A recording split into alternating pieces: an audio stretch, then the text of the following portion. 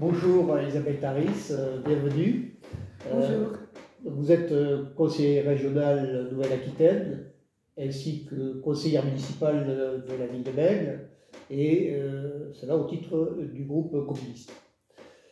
Nous allons faire cette audition dans le cadre donc, de la mission de préfiguration sur la traite et l'esclavage et sur le projet de création d'une maison contre l'esclavage à Bordeaux. 4 questions assez rapides. La première question, ce travail exploratoire donc de la mission va, dans un premier temps, qu'est-ce que cela évoque pour vous, la partie traite et esclavage? Alors, le mot en lui-même, esclavage, au singulier et au pluriel, puisque c'est comme ça que vous l'indiquez sur votre plaquette, j'y associe plein de mots. Donc, ce seront des mots par association d'idées que j'exprimerai. J'y associe le mot nègre, j'y associe le mot code, colonie, commerce triangulaire. J'y associe aussi vieille histoire, une histoire vieille comme le monde. J'y associe aussi l'histoire de l'esclavage arabo-musulman. J'y associe le mot antiquité. Et j'y associe aussi des mots tels que la honte, la réparation, l'héritage et le fait d'assumer. Voilà, j'associe tous ces mots. Merci, mais je crois que oui, c'est une première introduction très intéressante. Donc, pour revenir maintenant au projet qui nous préoccupe, de votre point de vue, pourquoi une maison contre les esclavages? Pourquoi ce projet de maison contre les esclavages? Pour une maison contre les esclavages, déjà ce que je trouve intéressant, c'est le mot maison. Et contre aussi. Voilà, donc le choix des mots est important et très explicite. La maison, ça ancre pour moi l'idée que ici à Bordeaux, et en tout cas dans un premier temps,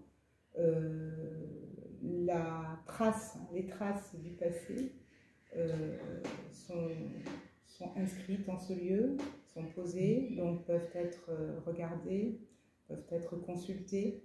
Donc c'est un lieu où le savoir sur cette partie de l'histoire est montré, partagé et peut faire l'objet de débats. Donc je trouve également que la maison, c'est aussi le passé qui s'y trouve, c'est le présent et c'est aussi l'avenir qui peut s'y construire. Donc c'est une maison où ces 3 temps pourraient se marier et induire forcément, disons, une activité prolifique voilà, en son sein. Voilà. Merci. Et donc pour compléter un petit peu votre réflexion, comment vous imaginez cette future maison contre l'esclavage et à qui devrait-elle s'adresser? Comment j'imagine? C'est vrai que j'ai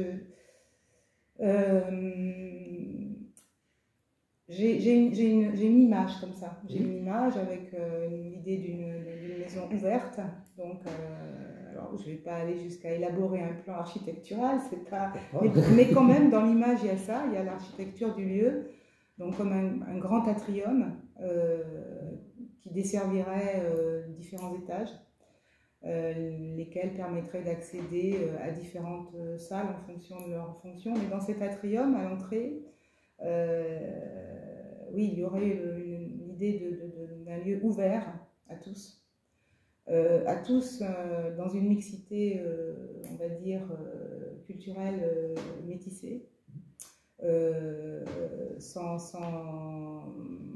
mixité aussi sociale, bien évidemment. Et j'imagine ce lieu accueillant, et où les gens pourraient y trouver tout ce qui fait aujourd'hui besoin, donc un lieu ouvert aux jeunes, parce qu'il y a besoin sans doute de comprendre certaines choses, il y a besoin de savoir d'où l'on vient, pour savoir où on va.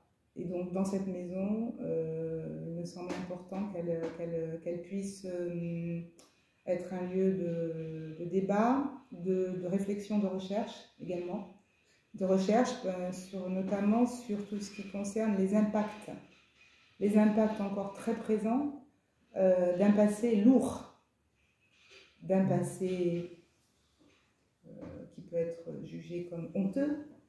Et cette honte, je parle beaucoup de la honte, c'est peut-être, voilà, j'en parle beaucoup parce que c'est quelque chose que je ressens et je sais que c'est encore d'actualité, et que c'est long d'en guérir, et pour en guérir, il faut avoir peut-être un lieu pour déjà en parler et en prendre conscience. Voilà. Et peut-être un petit peu plus précisément, quelle sorte d'activité vous souhaiteriez vous retrouver dans cette maison ouverte?